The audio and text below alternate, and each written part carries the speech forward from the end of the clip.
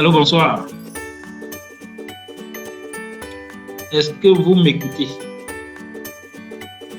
Oui, moi je vous reçois bien. Oui, c'est bon, moi je reçois. Ok, super.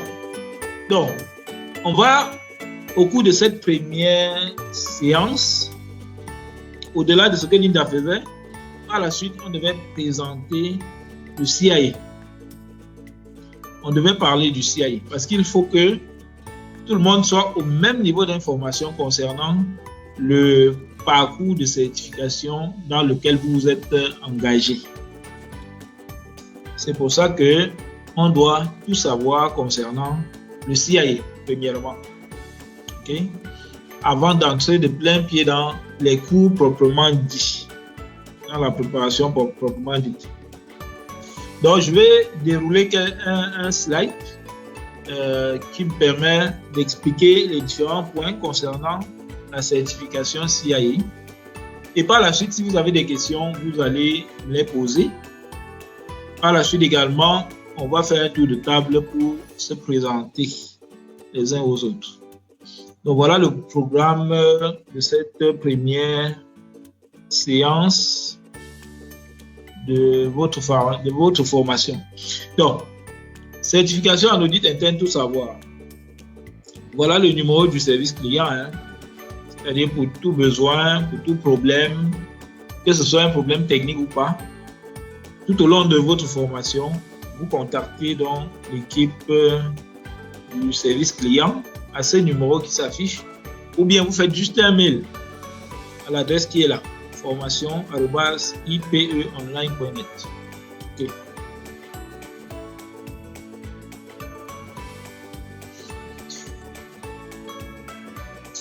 Donc, présentation du formateur, tout savoir sur le CIA. Autre certification recommandée, question-réponse, c'est ce que j'ai dit tout à l'heure.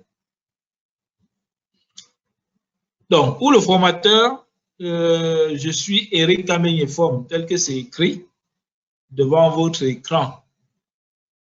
Je suis consultant, senior en audit interne, gouvernance, risque et contrôle. En fait, tout ce qui est comme métier de contrôle me passionne et m'intéresse au premier titre.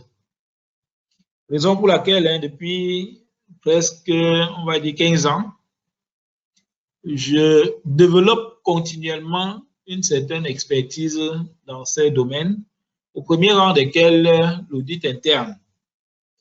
Et aujourd'hui, quand on parle d'expertise, on parle de reconnaissance internationale avec des certifications. Donc, je suis CIA, bien entendu, la certification qui vous intéresse ici. Je suis également CCIA et CEMIA.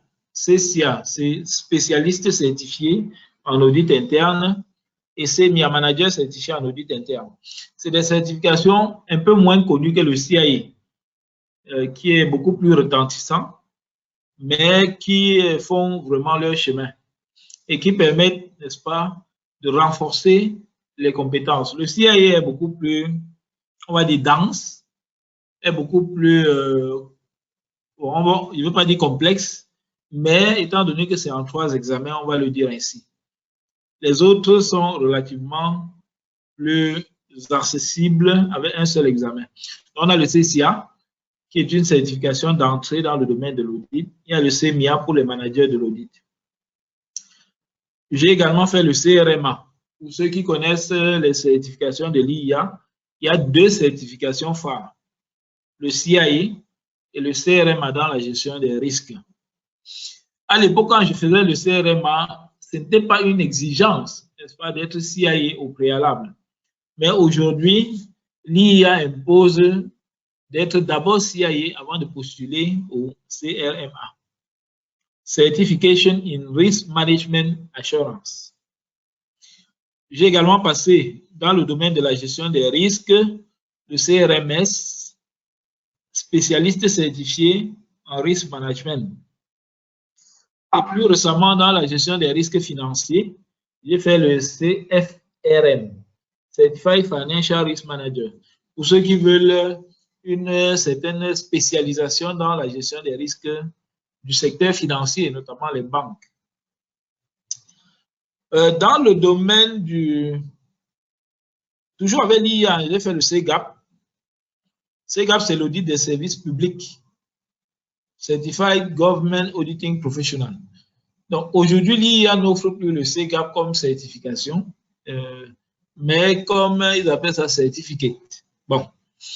En fait, ils ont changé la formule du CGAP, mais à l'époque, quand je passais, et sur leur site, il y avait le CIA, le CRMA, qu'est-ce que je fais? Le CGAP et le QAL, Internal Audit Leadership. Donc, aujourd'hui, vous ne pouvez plus faire le CGAP. Okay? Mais les certifiés CGAP, nous sommes très peu nombreux dans le monde, mais continuent à maintenir leur certification avec les exigences de l'IA. Donc, ça veut dire que j'ai fait l'audit de manière générale avec le CIA, le CCA, le CEMIA. J'ai fait la gestion des risques avec le CRMA, le CRMS et le CFRM, gestion des risques bancaires. J'ai fait l'audit des services publics avec le CGAP. Et aussi une autre que je n'ai pas mis là, le CPSA, Certified Public Sector Auditor. J'ai également fait le contrôle interne avec le CICS, Certified Internal Control Specialist, avec le CICRP même, Certified Internal Control en risque professionnel, et couronné avec le CICA, comment auditer un système de contrôle interne en se basant sur le référentiel COSO. Donc ça, c'est le CICA, Certified Internal Control Assessor, évaluateur certifié dans le contrôle interne. Donc, j'ai également fait le GRCP et le GRCA. C'est Governance Risk Compliance Professional, Governance Risk Compliance Auditor. Donc, comment auditer le GRC. Okay. Et dans le domaine de la conformité, justement, j'ai fait le CCM, Certified Compliance Manager. Et les dernières certifications que j'ai faites concernent la gouvernance. Okay. Et vous allez voir pourquoi. Pourquoi est-ce que j'ai fait toutes ces certifications. Il y a le CCGE, Certified Corporate Governance Expert, et il y a le CBM, Certified Board Member, pour les membres des conseils d'administration. Vous allez comprendre ici que la gouvernance, le risque et le contrôle, c'est la matière première de l'audit. C'est ce sur quoi doit porter l'ensemble des travaux d'audit. Et mon principe, c'est qu'on n'audite pas ce qu'on ne comprend pas. Ça veut dire que votre formation continue à partir de maintenant. J'imagine que c'est même déjà le cas, mais je dis bien à partir de maintenant, doit vous permettre de maîtriser chaque jour davantage le GRC, gouvernance, risque et contrôle. Et on va voir des normes qui portent là-dessus. Je suis le directeur général de IPE, Institute of Professional Excellence. En fait, j'ai fait une carrière relativement longue dans le secteur de l'énergie, avec beaucoup de temps passé à AES Sonel à l'époque, qui est devenu aujourd'hui ENEO, Société d'électricité du Cameroun, et avec un crochet dans le secteur brassicole à l'époque, un court séjour dans le secteur brassicole, notamment à Guinness Cameroun, qui a fermé aujourd'hui. En fait, fermé, c'est trop dire, qui a eu une entente spéciale avec les brasseries du Cameroun. Donc, aujourd'hui, je suis directeur général de IPE. Je fais dans la formation, dans l'accompagnement des professionnels, dans leurs besoins de certification et de développement continu. Je suis directeur de mission au cabinet Global Elite Conseil, qui est davantage connu pour les services aux fonctions d'audit interne, notamment l'évaluation qualité de l'audit interne, la rédaction des manuels de procédure de l'audit interne et beaucoup d'autres services que vous allez découvrir au fur et à mesure. Mais Global Elite Conseil également a un agrément avec PECB pour tout ce qu'il y a comme certification ISO.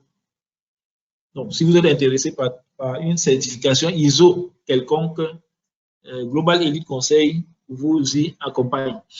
Donc, je suis président de l'Institut du contrôle interne du Cameroun parce que IPE est partenaire, comme Linda a commencé à le dire tout à l'heure, avec l'Institut du contrôle interne, partenaire stratégique exclusif en Afrique francophone, bon, dans la sous-région surtout, de l'Institut du contrôle interne qui est basé aux États-Unis. Je suis également président de l'AICRP. Là, c'est à l'échelle africaine, l'Association africaine des professionnels de l'audit, risque, contrôle, conformité. Je suis vice-président du conseil d'administration et membre fondateur de SIACA, pour ceux qui connaissent l'association camerounaise, n'est-ce pas, des auditeurs et contrôleurs internes, qui est née, on va le dire ici à IPE. Donc voilà brièvement pour ma présentation. Je ne veux pas être plus long que ça. Tout à l'heure, vous allez faire le même exercice, rapidement, plus rapidement, et de dire votre nom, votre parcours, okay, votre fonction, votre expérience, comment vous avez connu IPE et qu'est-ce que vous attendez de cette formation. Donc, le CIA, Certified Internal Auditor, c'est près de 300 000 certifiés dans le monde. Aujourd'hui, je n'ai pas les récentes statistiques, mais je pense qu'on a déjà dépassé ce chiffre-là. Mais disons toujours près de 300 000. Parce que c'est de manière périodique que les statistiques sont actualisées. Okay? On dit bien dans le monde. Ça veut dire qu'il y a les certifiés CIA, on va dire, un peu partout dans le monde. En fait, c'est la certification en audit interne la plus reconnue dans le monde parce qu'il y a justement des certifiés dans plusieurs pays, plusieurs secteurs d'activité, etc. Okay? Avec le boom d'Internet des années 70, 80 et beaucoup plus 90, le CIA s'est positionné pratiquement comme une référence mondiale parce qu'à la base, c'est une certification américaine. Donc, c'est reconnu au niveau mondial, okay? Parce que beaucoup d'entreprises connaissent déjà ce que c'est que le CIA. Quand on dit reconnu, ça ne veut pas dire que les entreprises ont des contrats avec l'IA. L'IA, c'est une association privée. Okay? C'est une association, comme vous en connaissez, mais qui a atteint cette renommée mondiale-là, notamment en élaborant un cadre de référence pour le métier d'auditeur interne. Donc, indépendamment de tous les secteurs d'activité, vous pouvez faire le CIA. La preuve ici, nous venons d'horizons divers tels qu'on va le découvrir tout à l'heure. Le CIA est basé sur le CRIP, ce qu'on appelle le cadre de référence international pour la pratique professionnelle de l'audit interne. Okay? C'est vraiment le document de base et le document de référence que vous devez maîtriser dans le cadre du CIA, surtout pour les parties 1 et 2 du CIA. Alors, pourquoi devenir CIA? Si vous êtes inscrit à cette formation, cela suppose que vous connaissez déjà le pourquoi. Mais je veux le rappeler, le CIA, c'est une preuve que vous maîtrisez l'audit interne. Donc, cela établit votre expertise. Peut-être à travers cette formation, vous allez apprécier tous les auditeurs certifiés qui vont avoir l'honneur de vous accompagner. Quel est leur niveau de maîtrise de l'audit interne? Okay? Vous allez apprécier leur expertise. Mais on peut vous assurer que cette expertise-là est accentuée au moins à 85% par l'obtention du CIA. Renforcer votre crédibilité et respect au sein de la profession, ça va de soi. Non seulement au sein de la profession, mais également en interne. On l'a dit, le CIA est international. Donc, quand vous êtes certifié, on va dire que vous êtes reconnu par l'IA, vous êtes reconnu par le monde entier, parce que s'il y a un seul CIA, il y a une seule certification. Quand vous êtes certifié au Cameroun, au Bénin, au Congo, vous êtes au même niveau, entre guillemets, de connaissances acquises que celui qui est certifié aux États-Unis, en France et d'autres pays. Et c'est ça l'avantage d'obtenir des certifications. Parce qu'à la différence des diplômes académiques, dont la crédibilité varie d'un pays à l'autre. Les certifications sont internationales et offrent les mêmes possibilités aux personnes différentes. Vous comprenez pourquoi j'en ai eu beaucoup. Ce que j'ai cité là, c'est bon, les plus connus, mais sinon, je m'efforce à faire des certifications tout le temps. Donc, votre crédibilité en interne, avec le DG, avec le conseil et même avec les audités. Okay? Développez vos connaissances des meilleures pratiques, ce qu'on appelle les best practices. Parce que le programme CIA est basé sur les meilleures pratiques. Okay? Vous allez le voir. Et vous allez vous-même faire la comparaison entre ce qui est dit dans le CIA et peut-être les pratiques de votre entreprise pour établir le gap, l'écart à combler, n'est-ce pas, dans cette démarche-là. Donc, posez les fondements de l'amélioration continue de vos compétences et de votre promotion. On va le voir, quand vous êtes certifié, ce n'est pas comme un diplôme académique que vous allez acquérir une fois pour toutes. Très important. Les certifications se maintiennent.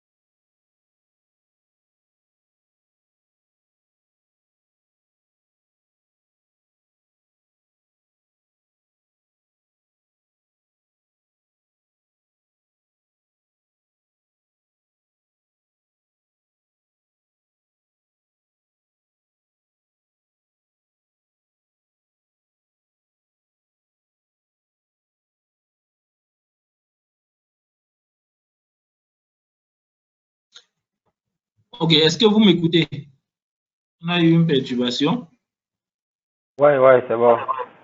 Oui, on vous écoute à nouveau. Merci beaucoup.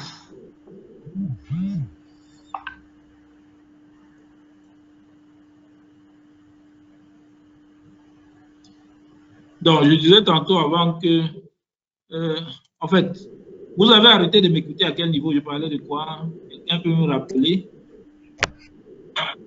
C'était au niveau du point 2, renforcer sa crédibilité et le respect au sein de la profession et dans son organisation. Ah, merci beaucoup. Donc, je disais tantôt que le CIA, c'est l'outil majeur dans le domaine de l'audit qui permet à ce que vous ayez une certaine crédibilité. Au niveau international, on l'a dit, le CIA est international aujourd'hui, mais également au niveau de votre entreprise, que ce soit le DG, le conseil d'administration ou bien les audités. Le fait de savoir que l'auditeur qui mène cette mission d'audit sait ce qu'il fait. Il a une reconnaissance internationale, professionnelle dans ce domaine. Il maîtrise les bonnes pratiques, il maîtrise les normes. C'est un gage de confiance. Okay? Développez vos connaissances des meilleures pratiques. Je l'ai dit tout à l'heure que le CIA est basé sur les best practices. Les fondements de l'amélioration continue de vos compétences et de votre promotion.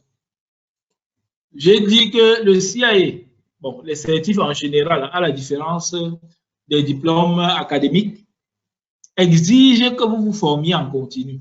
Très important. Les diplômes académiques, une fois que vous les obtenez, vous mettez dans la poche et voilà, vous avez atteint le sommet, quoi. Okay, vous avez fait le plus dur. Les certifs, vous avez fait le plus dur en passant les examens, oui, mais ce n'est pas un acquis permanent. Par exemple, depuis autant d'années que je suis certifié CIA, je justifie auprès de l'IA de la formation continue. Et c'est l'une des raisons pour lesquelles je fais autant de certifications. Okay? Donc, faire reconnaître vos compétences. Aujourd'hui, quand on m'appelle expert, donc c'est un bien gros mot, mais ça veut tout simplement dire que avec les certifs que j'ai acquis une certaine renommée dans le domaine de l'audit et des métiers de contrôle. Donc, accéder à de nouvelles opportunités de carrière et de stabilité. C'est un point qui intéresse beaucoup les auditeurs et qui les attire. Pourquoi? Parce que les statistiques montrent que ceux qui sont certifiés, une fois qu'ils finissent avec le cursus, n'est-ce pas, atteignent des niveaux un peu plus élevés dans la hiérarchie de leur organisation, à travers les promotions, les affectations et autres. Pourquoi? Parce que garder un CIA dans ses rangs, aujourd'hui, n'est pas chose facile et ne le sera pas. Plus le temps passe, parce qu'on les cherche de plus en plus avec la torche. C'est une certif, au moment où je l'obtenais, qui n'était pas connu. Hein? OK? Donc, nous sommes parmi les premiers certifiés CIA pour le Cameroun et en Afrique de manière générale. Parce que le Cameroun regorge le plus de CIA en Afrique francophone. Je parle là de l'Afrique francophone. Donc, à l'époque, ce n'était pas encore connu. Quand je disais même à quelqu'un que je suis certifié CIA, après, il fallait lui expliquer longtemps. Aujourd'hui, vous pouvez deviner ce qui se passe. D'accord? Je n'ai plus besoin d'expliquer. C'est les autres qui me donnent même parfois d'autres informations que je n'avais pas.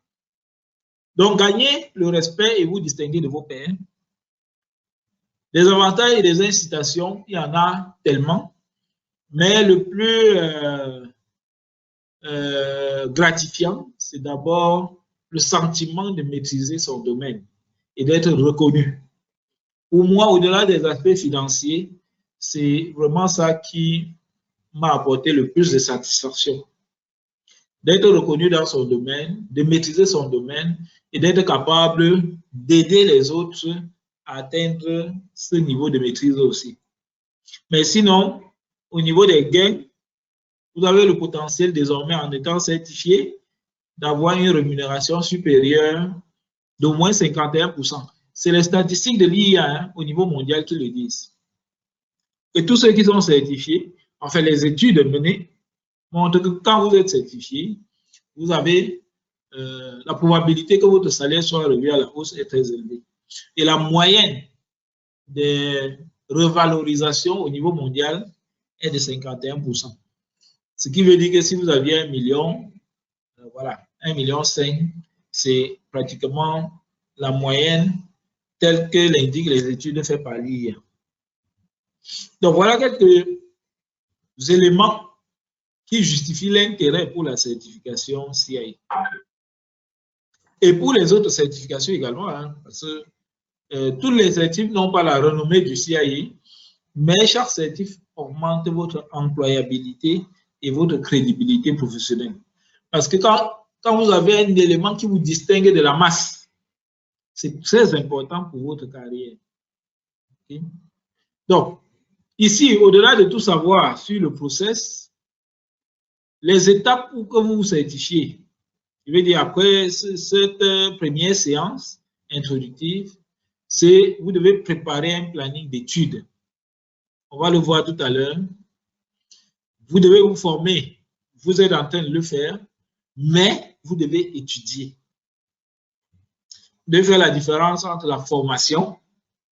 Ce que nous allons faire ensemble, c'est vous former et pas seulement vous préparer à l'examen, parce qu'il y a la formation et la préparation à l'examen. Nous allons essayer de faire les deux, mais les deux ne pourront être efficaces que si vous étudiez. Donc, l'erreur que font beaucoup de candidats au certif, c'est de confondre la formation et les études. C'est un peu comme si votre enfant allait à l'école. Hein? Il va à l'école toute la journée, il fréquente et il rentre, il n'étudie pas. C'est le même principe. Il va échouer. Donc, sans embâche, hein, il va échouer. De toutes les façons, la probabilité qu'il échoue est très élevée. Donc, c'est le même principe que vous allez appliquer à vous-même. Vous allez faire la formation, comme on va le faire ensemble, mais vous allez étudier. Très important. Ensuite, quand vous aurez étudié et que vous aurez des scores satisfaisants, vous aurez atteint le niveau de performance requis. On va donc planifier vos examens. Planifier, c'est de choisir le jour et l'heure de l'examen. Okay? On va le voir tout à l'heure. Et une fois qu'on a planifié, calé les dates, vous allez donc encore réviser. Parce qu'une fois de plus, vous avez ces 3 étapes dans votre préparation. Il y a la formation qui se fait avec IPE.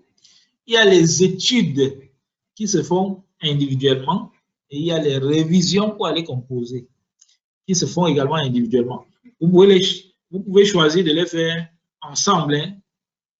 Mais une chose qui est obligatoirement faite ensemble, c'est la formation. Donc, formation, études, révision. C'est les clés du succès dans les certifs de manière générale, mais précisément dans le CIA. Donc, qu'est-ce qu'il faut pour être certifié CIA? Il y a des exigences formulées par l'IA, vous les connaissez certainement, qui sont de 3 ou 4 ordres. Premièrement, il y a le niveau d'éducation requis, donc le niveau académique requis. Il y a le niveau d'expérience requis. Il y a les exigences en termes d'examen, passer les 3 examens. Et il y a le code éthique à valider. Le niveau d'éducation et le niveau d'expérience vont de pair. Ça va de pair. Ça veut dire quoi? Niveau d'éducation, si vous avez ou si vous êtes titulaire d'un bac plus, bon, disons même seulement le bac, vous n'avez pas poursuivi les études plus loin. Vous devez justifier de 5 années d'expérience pratique dans l'audit interne. Ce qui veut dire que même celui qui a le bac peut faire le CIA. OK?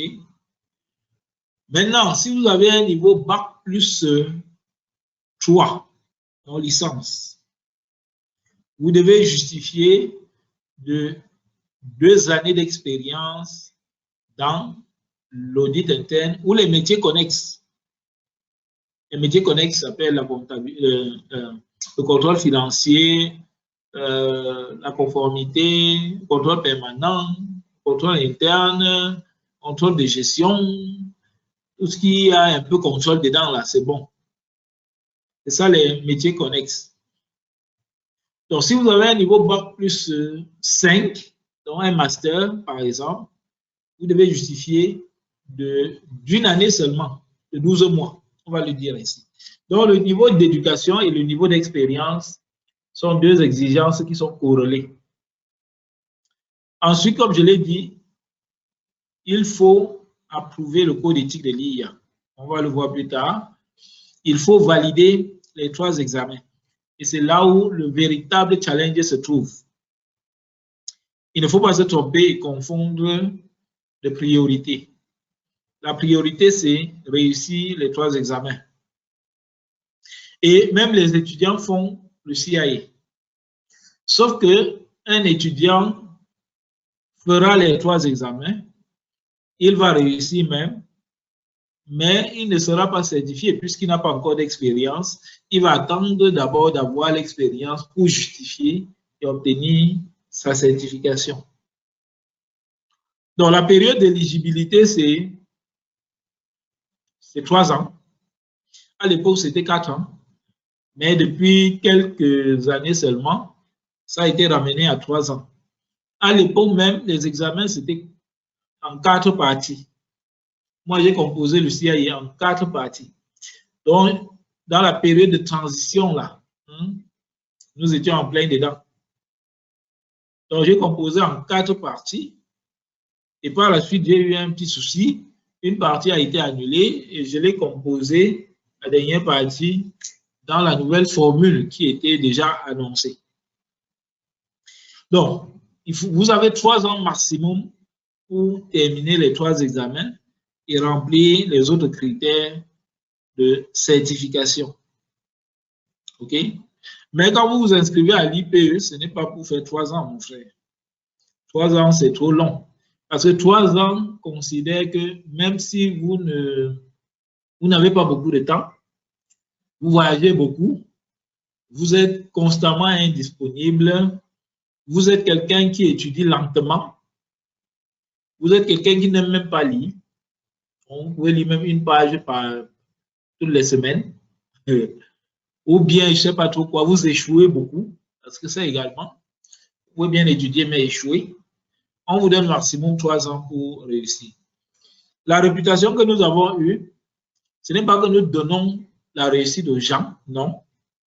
C'est que pour ceux qui sont sérieux, qui comprennent les enjeux et qui se mettent en stage bloqué dès le premier jour, okay, l'assurance de leur réussite est de loin beaucoup plus élevée. De loin. La preuve, vous êtes dans Audit Connect ou dans tous les forums que nous avons créés. De manière régulière, vous allez voir les réussites qui sont postées. Comme quoi c'est possible, mais possible uniquement à ceux qui le veulent tellement, qui le veulent vraiment, qui le veulent à tel point qu'ils ont consenti au sacrifice qu'il faut pour l'obtenir. Parce que rien ne s'obtient sans sacrifice. On va le voir. Donc, comme je l'ai dit, il y a 3 examens à réussir. L'examen partie 1, c'est 125 questions à choix multiple. 125 questions. Donc, à l'examen, vous aurez 125 questions pour une durée de 2h30. La partie 2, c'est 100 questions à choix multiples pour une durée de 2 heures. Et la partie 3, c'est 100 questions à choix multiples également pour une durée de 2 heures. Prenons donc la première partie qui nous intéresse dès aujourd'hui. J'ai dit c'est 100 questions, non, c'est 125 questions à choix multiples pour une durée de 2h30. Et le contenu de la partie 1 est organisé en 6 sections.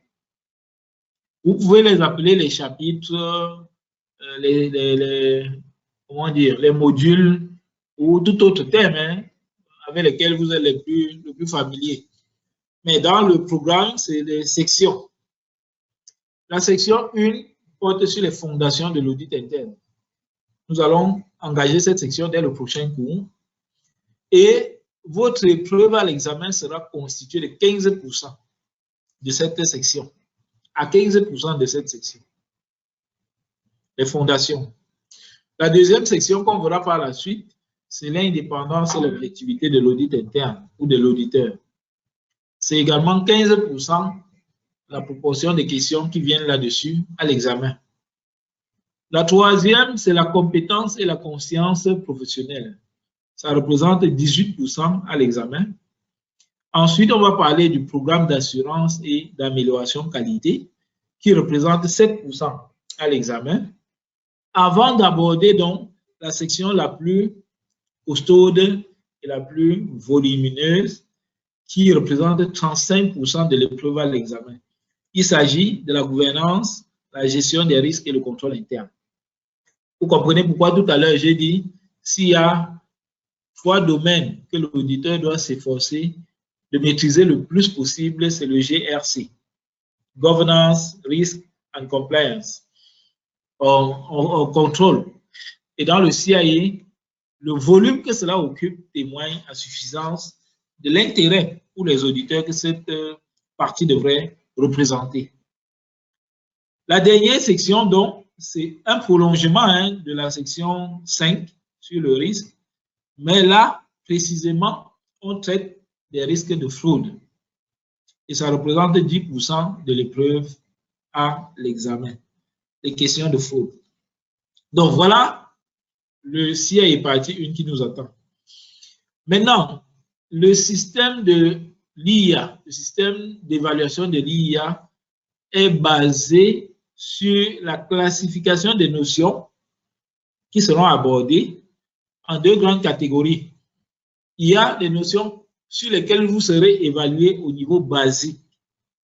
Niveau basique, ça veut dire qu'on va vous tester vraiment comme un amateur, entre guillemets. On va vous tester vraiment sur les fondaments, les fondamentaux surtout. On va vous tester sur les définitions des termes, sur les éléments de base, au niveau basique. Maintenant, il y a d'autres sujets qui sont évalués au niveau maîtrise. Ça veut dire qu'on va vous tester comme un expert là-dedans pour parler un peu de manière triviale. OK? Quand on dit maîtrise, ça veut dire qu'il faut maîtriser. Il faut non seulement comprendre, parce que le niveau basique, c'est est-ce que tu as compris?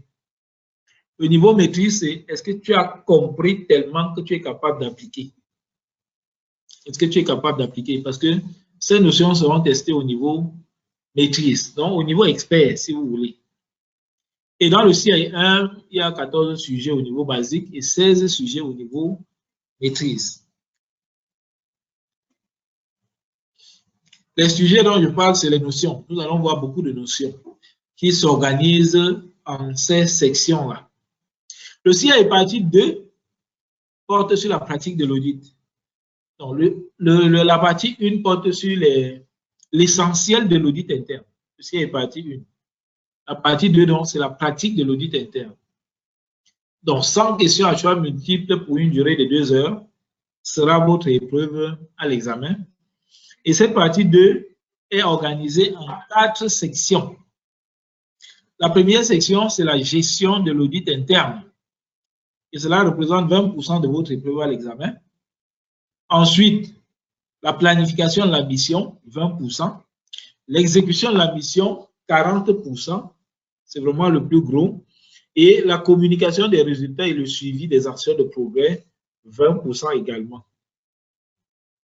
Ça veut dire quoi? Ça veut dire que le CIA2 qui porte sur la pratique de l'audit interne va vous permettre, n'est-ce pas, de maîtriser comment est-ce qu'on gère l'audit interne, comment est-ce qu'on gère un département d'audit interne et comment est-ce qu'on conduit une mission d'audit interne, les étapes.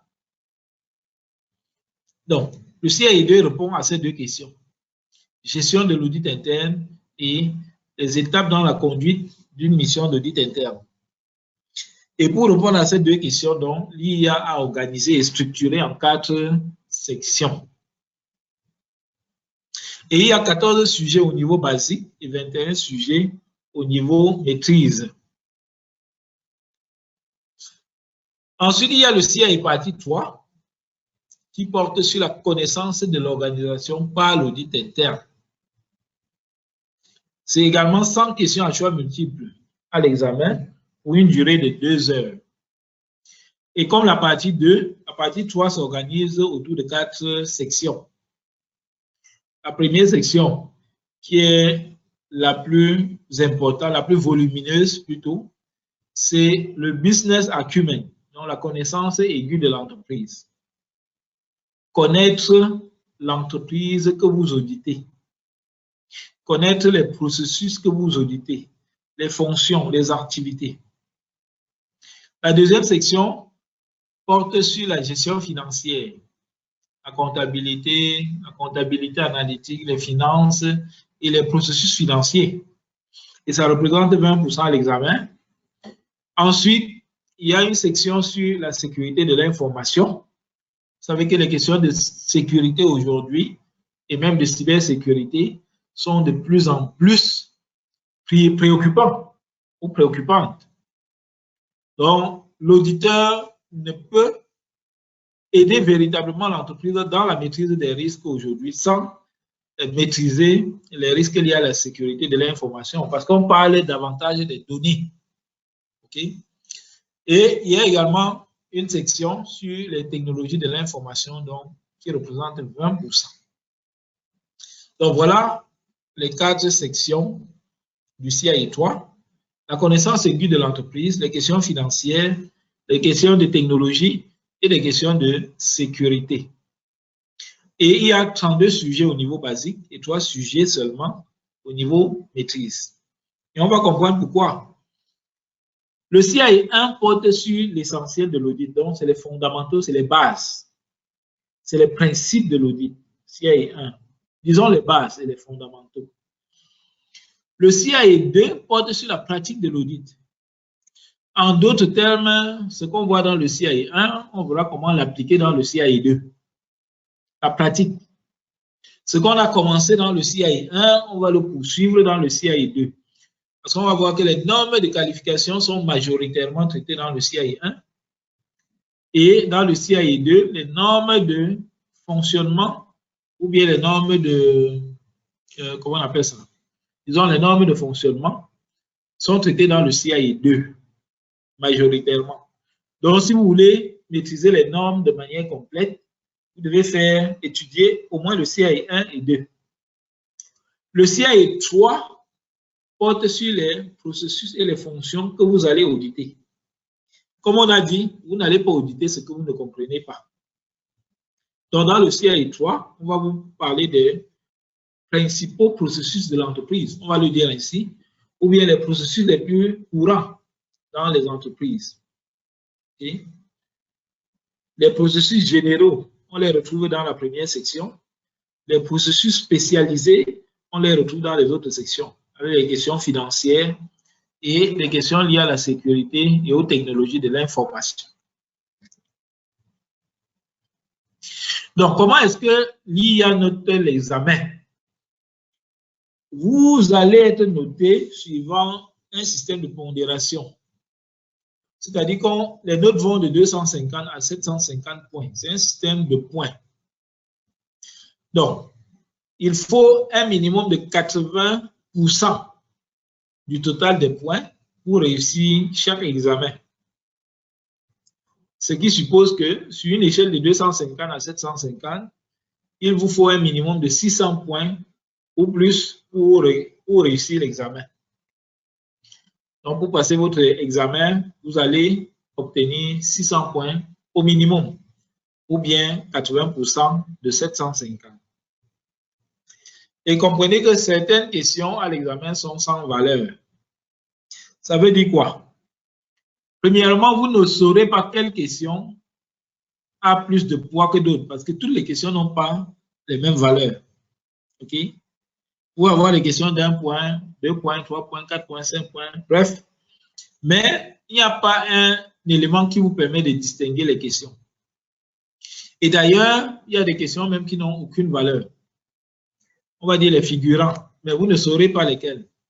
Et c'est pour ça que l'une des stratégies pour réussir l'examen CIE, c'est d'abord, premièrement, de répondre à toutes les questions. C'est pour ça que la gestion du temps sera très importante. Il faut s'exercer tout au long de notre formation pour maîtriser comment bien gérer le temps et les autres éléments de l'examen.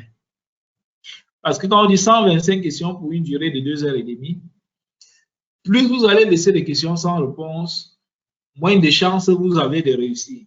Il faut répondre à toutes les questions. D'ailleurs, vous pouvez traiter majoritairement des questions de 1 point sans le savoir. Donc, pour se prémunir, le contrôle à ce niveau, c'est de traiter toutes les questions de l'épreuve. Le test se déroule sur ordinateur partout dans le monde. Okay? Aujourd'hui, avec le Covid aidant, il est possible de composer même à partir du confort de sa maison, de son bureau, sans problème, ce qui n'était pas possible à notre époque. Nous, il fallait absolument se déplacer dans un centre d'examen. Heureusement, il y en avait au Cameroun. Mais tous les pays n'ont pas eu la même chance à l'époque. Parce que d'autres devaient se déplacer, prendre un vol pour venir au Cameroun composer ou dans un autre pays où il y a un centre d'examen. Aujourd'hui, vous avez le choix, soit d'aller au centre d'examen, soit de composer à partir de votre maison.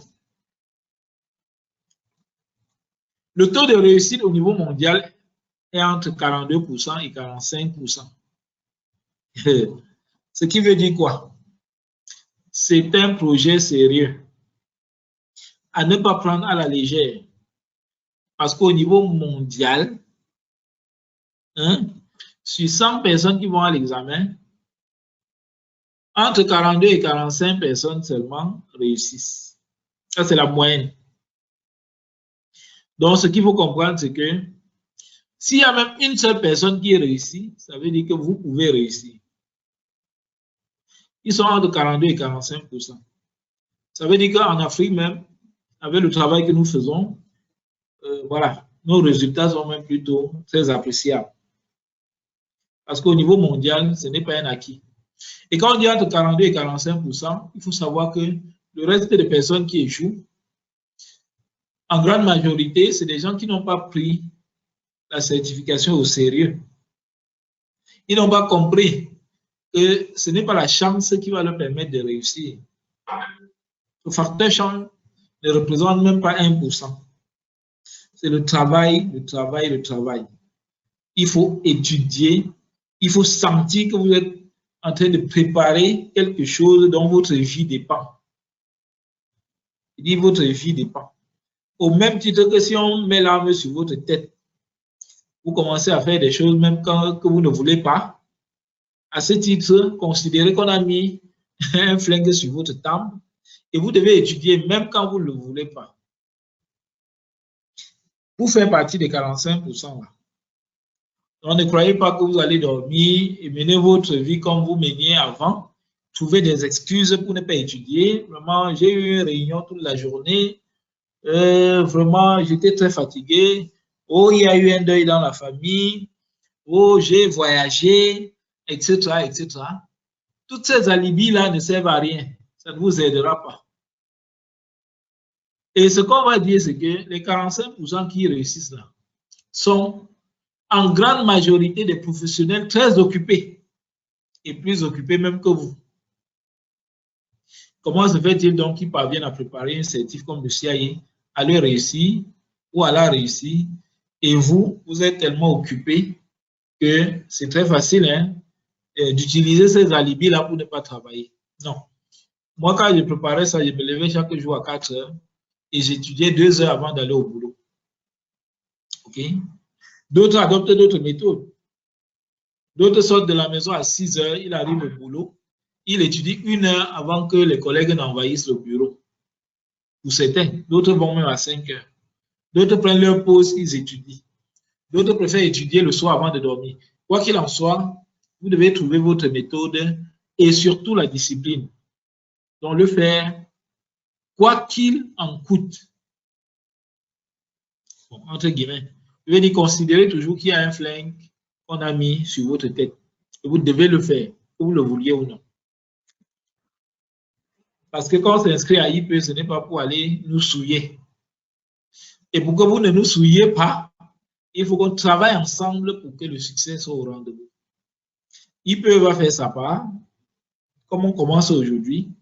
Tous ceux qui nous connaissent savent qu'on fait toujours notre part. Et maintenant, le candidat doit faire sa part. Ce qu'il peut faire, c'est peut-être 30%. On vous aide à comprendre les concepts, à avoir la compréhension attendue. On vous aide à être discipliné. On vous aide à préparer l'examen, notamment en comprenant les techniques d'examen, comment aborder votre épreuve, comment vous orienter facilement vers la bonne réponse et beaucoup d'autres techniques qu'on va vous donner tout au long de votre cursus. Mais les 70%, c'est, comme je l'ai dit tout à l'heure, il faut étudier individuellement et il faut réviser avant d'aller composer. Donc, comment s'inscrire à l'examen? On le verra au fur et à mesure qu'on avance. On va créer votre compte sur le CCMS. Le CCMS, c'est le quoi là? Certification Candidate Management System. Donc, c'est le compte du candidat sur le site de l'IA. OK? On va le créer le moment venu. Pour ceux qui ne l'ont pas encore, hein, on va vous aider là-dessus. Soumettre votre candidature au programme CIA. Le moment venu également, on va vous aider dans cette démarche-là, parce que l'IA doit valider votre candidature. Et ensuite, donc, on pourra vous inscrire à une partie de l'examen CIA. Ça veut dire que c'est quand l'IA valide la candidature qu'on peut maintenant vous inscrire pour que vous composiez chaque partie de l'examen. Bon, le profil Pearson View, on va planifier votre examen dans Pearson View. Aujourd'hui, c'est beaucoup plus facile, hein, parce que Pearson View, l'application Pearson View est intégrée directement dans le CCMS. À l'époque, vous deviez avoir un compte CCMS, après aller créer un compte Pearson View, et voilà. Parfois, vous créez le compte Pearson View et votre examen n'est pas encore là-dedans, vous planifiez, etc. Aujourd'hui, il y a eu une certaine fusion et l'IA a pu installer le plugin de Pearson View directement dans le CCMS. Donc, une fois que c'est fait, on va programmer votre examen. Soit avec Pearson View. Pearson View, c'est pour aller au centre d'examen. Hein. Donc, soit avec Pearson View, avec un centre d'examen physique, si vous voulez. On peut planifier que vous allez dans un centre d'examen physique. Ou on peut planifier en choisissant l'option où vous allez composer à distance à partir de votre maison, à partir de votre bureau, avec l'application OnView, qui est développée toujours par Pearson View, qui est le partenaire de l'IA pour les examens. Donc, supposons que vous êtes déjà certifié, vous avez fini les 3 examens, vous avez rempli les autres critères, vous avez obtenu votre certification. Comment maintenir donc votre certification? Okay. Donc, j'ai dit, à la différence des diplômes académiques, les certifications requièrent une maintenance. Pas forcément une certification, parce que vous n'allez pas forcément refaire l'examen. Depuis que je suis certifié, je n'ai pas recomposé le CIA. Ce que je fais, c'est de justifier de manière périodique. À l'époque, c'était tous les 2 ans. Mais depuis quelque temps, l'IA exige de justifier même chaque année. Donc, vous devez justifier de 40 heures de formation continue chaque année. Si vous êtes un CIA pratiquant, ça veut dire CIA, vous êtes certifié CIA et vous êtes auditeur interne dans votre entreprise. Vous allez donc justifier de 40 heures. Pour ceux qui sont CIA mais qui n'occupent pas la fonction d'audit interne, parce que vous pouvez même être auditeur et demain on vous affecte dans les opérations. Ça ne veut pas dire que vous perdez votre statut de CIA. En ce moment, vous devenez un CIA non pratiquant et vous justifiez de 20 heures de CPE par an. Donc, supposons que vous êtes certifié cette année, ok? Cette année 2023. Vous allez commencer à justifier des CPE en 2025. Si vous êtes certifié en 2023, ça veut dire qu'il y a 80 CPE qui vous seront attribués de manière automatique parce qu'on suppose que vous êtes bien formé comme vous êtes en train de vouloir le faire avant de passer votre examen. Donc, il y aura 40 CPE pour l'année en cours, donc l'année 2023, et 40 CPE pour l'année suivante, donc l'année prochaine. Et vous allez commencer donc à justifier les CPE en 2025. Donc, c'est pour comprendre le dernier point là, des 80 CPE. Donc, pour les formations de IPE, vous avez déjà toutes ces informations. Les cours se déroulent prioritairement en cours du soir, de 18h à 20h30, pour permettre aux professionnels, n'est-ce pas, de vaquer à leurs occupations, notamment les occupations professionnelles en journée, et de faire cours le soir. Donc, c'est 18h, 20h30, 3 séances par semaine. Okay? Et la durée pour chaque partie, c'est 15 semaines. Non, pour chaque partie, c'est 5 semaines. Donc, pour les 3 parties, ça fait 15 semaines de formation. Et les formations se suivent et s'enchaînent. Ça veut dire quoi? Au terme des 5 semaines que nous allons passer ensemble sur le CIA 1, on va enchaîner avec le CIA 2, 5 semaines aussi. Bon, peut-être avec une semaine de repos hein, pour les candidats qui vont poursuivre. Et ensuite, on va enchaîner avec le CIA 3. Parce qu'il y a beaucoup de candidats qui préfèrent finir avec la phase de formation, parce que c'est un cursus complet, avant de réviser individuellement chaque partie est composée. Donc, on offre la possibilité à ceux-là de le faire.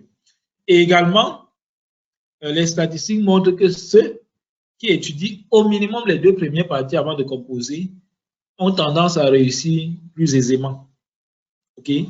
Donc, le taux de réussite chez ceux qui ont étudié au minimum les 2 premières parties avant de composer est plus élevé. Et la raison est simple, je l'ai indiqué tout à l'heure. Les normes d'audit sont traitées dans la partie 1 et 2. La partie 1 traite seulement d'une partie des normes, notamment les normes de qualification. Il y a une seule norme de performance ou de fonctionnement qui est traitée là-dedans. C'est vraiment le GSE-là, gouvernance, risque et contrôle. Toutes les autres normes de performance ou de fonctionnement sont traitées plutôt dans le CIA 2. Et les normes de performance, c'est les normes qui traitent donc justement de la conduite des missions, de la gestion d'un département d'audit, etc., etc. Donc, pour renforcer votre maîtrise des normes, il est recommandé de se former au minimum sur les parties 1 et 2.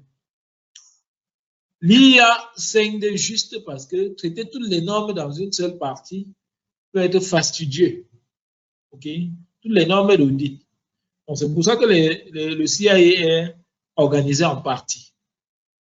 Donc, ici, nos candidats font la formation au minimum des parties 1 et 2 avant d'aller à l'examen. Là, c'est pour augmenter vos chances de succès dès la première tentative à l'examen. Ce n'est pas obligatoire. Donc, si quelqu'un dit au terme de la première partie, vraiment, je vais aller à l'examen, il va aller à l'examen. Mais nous recommandons fortement de poursuivre au moins avec la partie 2 pour les raisons que j'ai évoquées avant d'aller à l'examen. Donc, la durée, c'est 15 semaines. Okay? 5 semaines par partie. Bon, parfois, ça peut aller jusqu'à 18 semaines parce qu'à la première partie, le formateur peut se reposer pendant 1 semaine. Si c'est le même formateur, ou les élèves ou les étudiants peuvent se reposer 1 semaine avant qu'on enchaîne avec la partie qui suit. Donc, les modes de formation, c'est inter-entreprise. C'est le cas avec vous maintenant. Vous venez d'entreprises diverses. Intra-entreprise, on peut se déplacer. On l'a fait récemment pour la Guinée équatoriale pour aller former les auditeurs sur place. Les formations sont planifiées, comme c'est le cas avec vous. Ça, c'est une formation prévue dans notre plan de formation.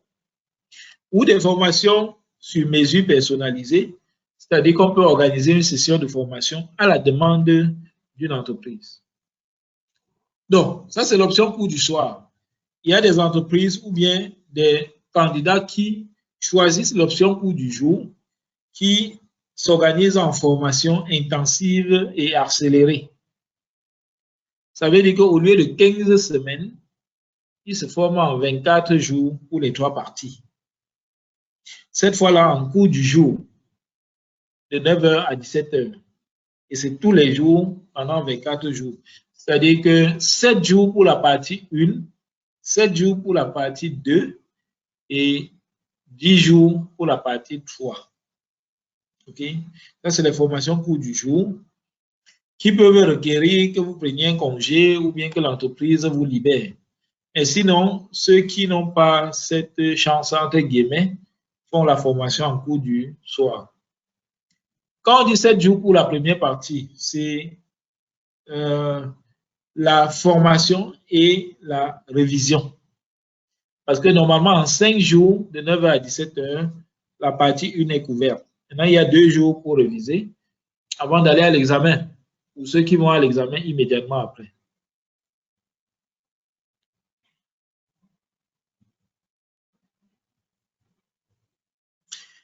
Donc, les options de formation, c'est ce que je viens d'expliquer là. Hein. Les formations se déroulent à distance ou en présentiel. Pour ceux qui aiment le face-à-face, vous pouvez venir dans nos salles de formation, surtout avec l'option cours du jour. Ça peut se dérouler en présentiel, mais même l'option cours du soir, vous pouvez venir en salle hein, et profiter de notre salle de conférence pendant les séances de cours. On a le mode bootcamp que j'ai appelé session intensive et accélérée en cours du jour ou le cours du soir de 18h à 20h30 et les formations sont planifiées ou à la demande. C'est ce que je venais d'expliquer. Pour les tarifs, je crois que vous connaissez déjà les tarifs, on vous les a donnés dans les brochures. Pour les particuliers, c'est 350 000 francs les frais de formation et 75 000 les frais de documentation. Ça, c'est les tarifs 2023, parce que les tarifs peuvent être revus chaque année. Okay? Mais depuis au moins, on va dire quoi, 2 ou 3 ans, nous n'avons pas revisité les tarifs. C'est l'IA qui a revu à la hausse ces frais d'examen, par contre. Donc, les tarifs entreprises sont là, les tarifs particuliers sont également là. La différence entre entreprises et particuliers, c'est sensiblement 150 000 francs. Pour des raisons que vous pouvez comprendre. Okay? Là, c'est pour les cours du soir, hein, parce que pour les séances en cours du jour, il faut demander plutôt un devis.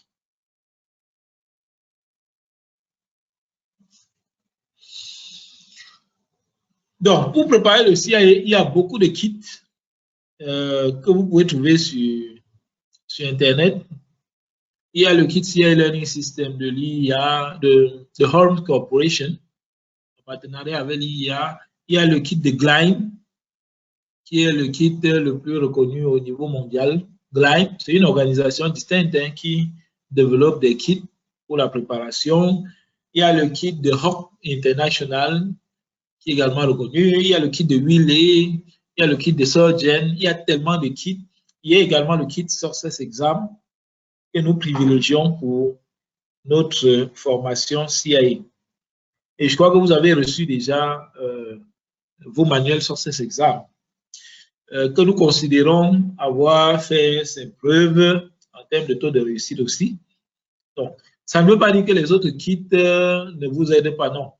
Celui qui a un autre kit, il n'y a pas de souci, il peut se préparer avec. Mais les kits que nous mettons à la disposition de nos candidats, c'est les kits CIA Success Exam qui coûtent 75 000 francs par partie pour l'instant, parce que les tarifs peuvent être aussi revus par Success Exam. Et là, ça vous donne droit au manuel de préparation okay, et l'accès à la plateforme d'exercice. Je crois également que les comptes de la plupart d'entre vous qui se sont déjà inscrits ou bien qui se sont inscrits depuis quelque temps ont été créés. Mais pour ceux qui n'ont pas encore de compte sur ces examens, ce sera fait cette semaine. Donc, c'est 225 000 pour le kit complet en 3 parties. Maintenant, le kit permet également l'auto-formation. C'est-à-dire qu'il y a des candidats inscrits même dans d'autres écoles hein, qui sont en train de se former ou bien qui choisissent de se former seuls, qui acquièrent le kit. Parce que l'obligation, c'est d'avoir un kit de préparation. Donc, si vous voulez acquérir le kit Success Exam ou l'auto-formation, voilà les tarifs.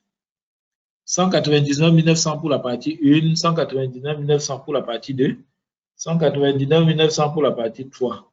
Ou si vous voulez le kit complet, c'est 499 900 pour le kit complet. Donc, il y a une remise de près de 100 000 qui est appliquée pour ceux qui achètent le kit complet. Donc, tout ça peut être acheté sur le site de successexam.net directement avec une carte Visa.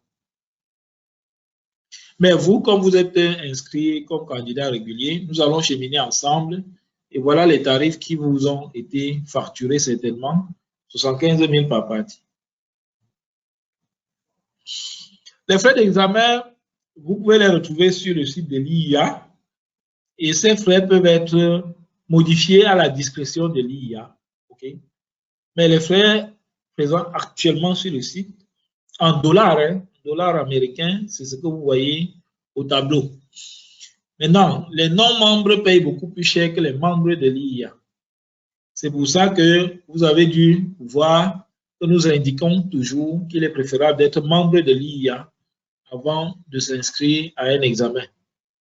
Parce que la différence est quand même assez élevée, okay, entre les frais de membres et les frais de non-membres. Donc, vous-même, vous pouvez payer vos frais auprès de l'IIA sans problème, avec votre carte Visa, en maîtrisant la procédure. Mais il peut offrir un accompagnement dans ce sens. Et je crois que certains d'entre vous le savent déjà. On peut vous aider dans les procédures administratives auprès de l'IIA. On peut vous assister. Donc, les étudiants ont des tarifs qui sont de loin moins élevés. Okay? Pour les raisons que nous avons évoquées, non seulement ce sont des étudiants, deuxièmement, au terme de leur certification, ils vont attendre un peu avant de pouvoir être certifiés, au terme de leurs examens plutôt. Donc, c'est pour dire que les candidats qui jouent souvent au malin, en déclarant être étudiants quand ils s'inscrivent à l'examen, doivent savoir que c'est un couteau à double tranchant. Parce que vous ne pouvez pas déclarer être étudiant le matin et dès que vous finissez les 3 examens, vous déclarez maintenant être professionnel. Donc, à la fin, ça peut toujours vous rattraper. Donc, il est important de s'inscrire en tant que professionnel si vous travaillez déjà. Donc, l'adhésion à l'IIA, les tarifs sont également là. Mais pour les tarifs actualisés, il faut toujours se référer au site de l'IIA lui-même. Donc, les étapes pour réussir rapidement, il faut établir un plan d'études, on l'a dit. J'ai dit, il faut prendre ça au sérieux. Il faut prendre ça comme un projet sur lequel votre vie repose. C'est comme ça que moi, je fais pour réussir mes examens de certification. Une fois que je commence, je ne me trouve pas d'excuses et je vais jusqu'au bout. Et pour le faire, il faut avoir un plan d'études. Et le plan d'études repose sur combien d'heures vous êtes prêt à étudier par jour, tout simplement. Combien de temps vous allez consacrer à vos études chaque jour et quelle tranche d'horaire chaque jour. Vous pouvez créer un tableau où vous notez tout ça. Et maintenant, la discipline. Okay, d'étudier à ces heures-là, coûte que vaille. Donc, une fois que vous avez votre plan, il faut étudier le matériel de préparation que vous avez reçu. Ensuite, il faut vous exercer. Vous avez, avec ces exemples, vous avez accès à la plus large banque de tests CIA au monde. Je veux dire les tests type CIA au monde, parce que vous avez plus de, pour la première partie, vous avez plus de 6 000, 7 000 questions à choix multiples à traiter. Pour les autres parties, c'est encore plus nombreux. Donc, vous devez vous exercer. C'est en vous exerçant et en simulant que vous allez comprendre l'esprit de l'examen, que vous allez développer des techniques d'approche face aux différentes questions, que vous allez comprendre comment l'IA formule les questions, l'esprit qu'il y a derrière, que vous allez aussi gérer votre temps et pouvoir gérer le stress du jour J. Donc, il faut travailler les exercices. Le travail que vous avez à faire, c'est en deux points. Lire le matériel de préparation, donc le manuel, et appliquez les concepts en traitant les exercices et vous avez une large plateforme pour ça. Et avant d'aller à l'examen, une fois que vous avez bien étudié tout le programme, vous allez donc simuler l'examen. Il y a des examens blancs qui vous sont proposés, que vous allez traiter pour voir quel est votre niveau par rapport au contenu complet de la partie que vous voulez affronter. Donc, simuler l'examen et voir aussi quel est le gap qu'il faut combler avant de se présenter définitivement à l'examen. Donc, beaucoup de candidats posent souvent la question, combien de temps il me faut pour finir ma certification? Et quand je leur réponds que le temps dépend de vous, ils ont du mal à comprendre. Et oui, ce n'est pas pour rien que l'IA dit vous avez un maximum de 3 ans. Mais ils n'ont pas dit un minimum, il n'y a pas le minimum.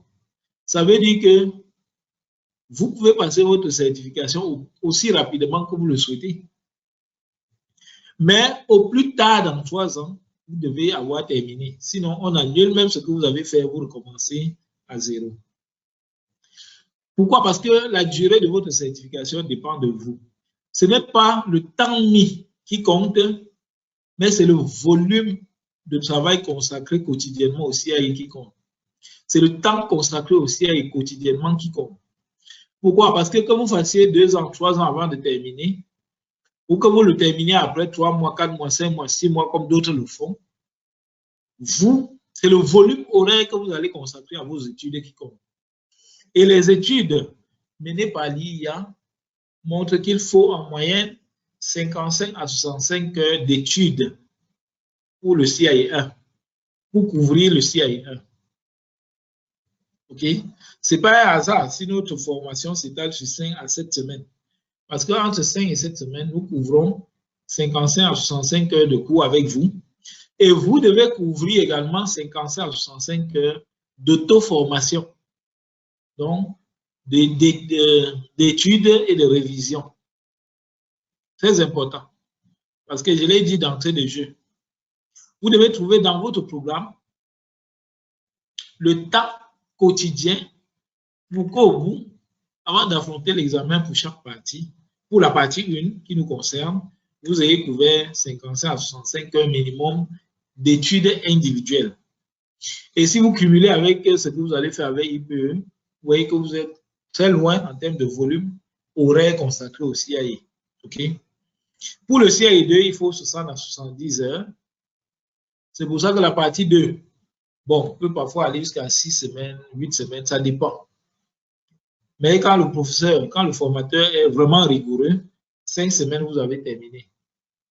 Et pour la partie 3, qui est la partie, on va dire, la plus technique, parce qu'il s'agit des processus organisationnels, il s'agit des fonctions organisationnelles, il faut 85 à 95 heures d'études pour la partie 3. Et chez nous, on l'étale parfois jusqu'à 8 semaines, donc 2 mois. Tout dépend. Okay? Donc, il arrive qu'on aille vite, il arrive qu'on aille lentement, en fonction du niveau même des candidats qui forment le groupe. Donc, vous comprenez que c'est beaucoup plus en termes de volume horaire. La question que vous devez vous poser, c'est combien de temps il me faut pour étudier pendant 55 heures? Ceux qui viennent, par exemple, faire les cours du jour, vous voyez que de 9h à 17h, ils font la formation. Pour couvrir les 55 heures, en 10 jours maximum, ils ont couvert. Et si en plus, ils rentrent à l'hôtel le soir et ils étudient, ils se réveillent la nuit, ils étudient, vous comprenez que en 10 jours, c'est largement possible de préparer une partie du CAI. Pour vous qui faites les cours du soir, vous voyez, on a étalé ça sur 5 semaines et tout. Maintenant, si vous étudiez en plus chaque jour, individuellement, vous aurez largement couvert 55 à 65 heures. Donc, au bout de 5 semaines, vous pouvez prétendre même aller à l'examen pour celui qui a été rigoureux et sérieux. Donc, le CAI 2 est là, le CAI 3 est là. Donc, il y a des candidats qui, après 3 ans, même n'ont jamais terminé. Autant il y a des candidats qui, au bout de 6 mois, sont certifiés CAI. Ça dépend de vous. Donc, le temps d'étude varie en fonction de depuis combien de temps vous avez terminé les études. Parce que quelqu'un qui vient de sortir de l'université a bien entendu une certaine aisance dans la lecture que nous, les vieux, là, hein, on a peut-être déjà perdu. Donc, la facilité de lecture peut favoriser certains qui peuvent aller beaucoup plus vite dans le CAI que d'autres. Donc, depuis combien de temps vous avez terminé les études? Donc, facilité de lecture, mais aussi le cerveau là, qui peut être déjà rouillé pour certains qui, depuis qu'ils ont abandonné l'école, ils n'ont plus jamais fait une formation ou acquis un autre diplôme. Donc, ils peuvent être un peu plus sous pression ou bien nécessiter un peu plus de temps que quelqu'un qui a encore l'esprit frais et qui a l'habitude des challenges. Ça peut dépendre également du niveau d'expérience. Il va de soi que celui qui a de l'expérience professionnelle et encore plus dans le domaine de l'audit sera plus à l'aise avec ces concepts parce qu'ils lui seront plus ou moins familiers. Mais je dis souvent que l'expérience peut être un couteau à double tranchant pour celui qui l'utilise mal. Pourquoi? Parce que le piège, c'est que ceux qui sont expérimentés parfois comptent sur leur expérience pour réussir l'examen. Et c'est là où le piège se trouve. Parce que votre expérience n'est pas forcément conforme aux normes. La manière dont vous pratiquez l'audit n'est pas forcément conforme à tout ce qu'on va voir ici. Donc, vous ne pouvez pas compter sur votre expérience uniquement pour réussir. Le référentiel, c'est ce que vous avez devant vous, qui est donné par l'IA. C'est les normes d'audit. Et vous serez testé à l'examen sur votre maîtrise de ces normes-là et non sur votre expérience. Donc, celui qui a de l'expérience, ça peut être un atout si c'est capitalisé là-dessus pour mieux maîtriser les normes, mieux maîtriser le cadre de référence. Les étudiants même qui passent, c'est parce que leur seul référentiel, c'est les normes. Ils n'ont pas d'expérience sur qui va les embrouiller. Donc, ça, c'est un avantage pour celui qui sait l'utiliser. Ça peut être un handicap pour celui qui compte uniquement dessus pour réussir. Donc, il faut étudier. Ça dépend de la méthode d'apprentissage choisie. Vous convenez avec moi que celui qui décide, par exemple, de rester chez lui et étudier et composer sans se faire assister peut avoir beaucoup plus de difficultés et de lacunes que vous, par exemple, qui avez choisi de vous faire accompagner par ceux qui ont déjà fait ces certifications-là, notamment avec IPE. Et quand vous venez ici, c'est pour bénéficier de cette discipline-là et de cette expérience dans ce domaine, de cette compréhension-là. OK? Donc, la méthode que vous choisissez pour vous préparer peut également être un atout favorable et vous aider à réduire le temps qu'il faut pour être certifié. Donc, la facilité de lecture et de compréhension, on en a déjà parlé. Donc, j'ai dit, Success Exam contient la plus large banque de tests CIA au monde, en français ou en anglais, selon la convenance du candidat. D'ailleurs, au niveau mondial, tous les autres banques de tests offertes par d'autres éditeurs sont uniquement en anglais. Donc, ça peut changer avec le temps, mais pour l'instant, c'est uniquement en anglais. Success Exam, c'est la seule plateforme actuellement qui a des bases de quiz en français.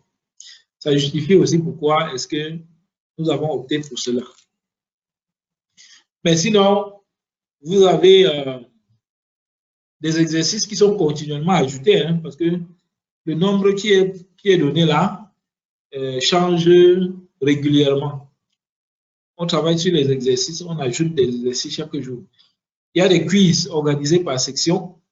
Donc après, par exemple, la section 1, vous allez traiter les quiz portant sur la section 1, section 2, etc., etc. Vous allez évoluer au fur et à mesure qu'on avance. Et l'application est conçue selon l'environnement que vous allez trouver à l'examen.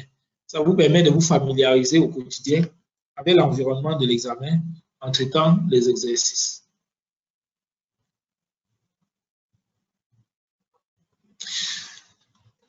Donc, pour terminer et pour sortir, j'ai dit le CIA, c'est vraiment le prestige dans le domaine de l'audit assertif la plus reconnue.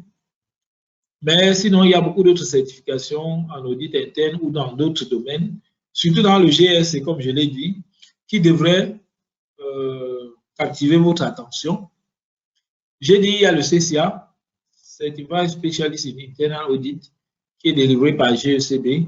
Il y a le CMIA également, Certified Manager of Internal Audit par GECB. Il y a le CPSA pour les auditeurs du secteur public par GECB. Il y a le CICS, Certified Internal Control Specialist, qui est délivré par l'Institut de contrôle interne, notre partenaire. Il y a le CICRP, Certified Internal Control and Risk Professional, GECB. Il y a le CICA, Certified Internal Control Assessor, évaluation du contrôle interne en se basant sur le référentiel COSO par GECB.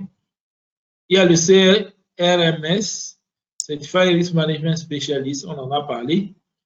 Il y a le CFRM, Certified Financial Risk Manager, pour les risk managers du secteur financier, GECB toujours.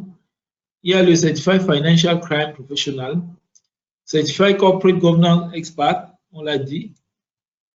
Il y a le CPFA, Certified Professional Financial Analyst, analyse financière. Il y a le CPFC aussi, Certified Professional Financial Controller, contrôleur financier. Il y a le Certified Fraud Examiner, qui est délivré par la CFE en investigation de fraude. Mais il y a également le Certified Fraud Investigator, qui est délivré par GECB. Et il y a toutes les certifications ISO que vous connaissez, parmi lesquelles ISO 31000 Risk Manager, ISO 27001 sur la sécurité des systèmes d'information et beaucoup d'autres certifications que je n'ai pas citées ici. Quoi qu'il en soit, comprenez que une fois que vous allez obtenir votre CIA, sachez que c'est la formation continue qui vous est imposée. Et il faut comprendre que quand vous êtes certifié, vous avez cette reconnaissance internationale, cette crédibilité qu'il faut protéger et préserver. Et ça passe par le développement continu de vos compétences. Vous ne pouvez pas vous coucher sur votre certification et dormir. Okay? Pour atteindre les sommets, il faut continuer à grimper. Et quand vous arrivez au sommet, vous découvrez de nouveaux sommets. C'est comme ça que ça se passe avec les gens qui veulent aller très loin. Voilà, merci pour votre attention. J'espère que j'ai présenté, n'est-ce pas, tout cela de façon intelligible pour tout le monde et que c'est bien compris. Tout ce qu'il faut savoir sur le CIA. Donc, bonne soirée à tous et à demain.